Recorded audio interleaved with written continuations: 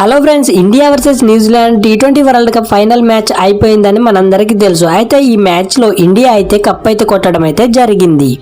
ఈ మ్యాచ్లో అయితే మన ఇండియన్ ప్లేయర్స్ క్రియేట్ చేసిన కొన్ని రికార్డ్స్ గురించి అయితే ఈ వీడియోలో మాట్లాడుకుందాం. అందుకే వీడియోని స్కిప్ చేయకుండా లాస్ట్ వరకు చూడండి ఏమేమి రికార్డ్స్ అనేటివి క్రియేట్ చేశారు. అయితే మన ఇండియన్ టీం అయితే ఈ కప్పుతో అయితే 3 కప్పులు అయితే సొంతం చేసుకుంది. అలాగే ప్రపంచంలో అయితే ఏ టీం కూడా 3 సార్లు టీ20 వరల్డ్ కప్ అయితే గెలవడం జరగలేదు. ఇది కూడా ఒక రికార్డే.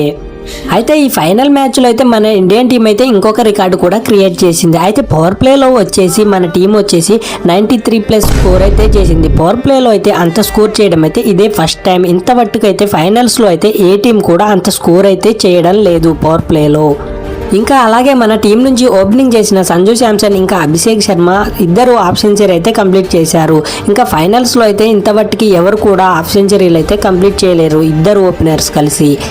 అయితే ఈ మ్యాచ్లో అభిషేక్ శర్మ క్రియేట్ చేసిన రికార్డ్ అయితే ఏంటంటే 18 బాల్స్లోనే హాఫ్ సెంచరీ కంప్లీట్ చేశారు. ఇంతవరకు వరల్డ్స్లో ఎవరు కూడా ఫైనల్స్లో హాఫ్ సెంచరీని ఇంత ఫాస్ట్గా అయితే కంప్లీట్ చేయడం లేదు.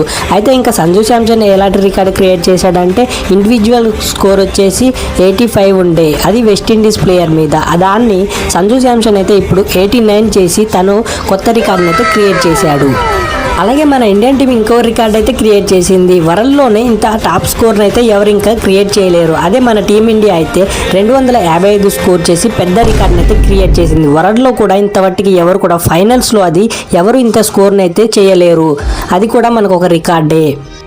అలాగే బుమ్రా కూడా 4 ఓవర్లు వేసి ఓన్లీ 15 రన్స్ మాత్రమే ఇచ్చి 4 వికెట్స్ అయితే పిక్ చేసుకున్నాడు. ఇది కూడా మనకు ఒక రికార్డ్. ఫైనల్స్లో ఇంతవరకు ఎవరు కూడా 4 వికెట్లు అయితే తీసుకోలేదు.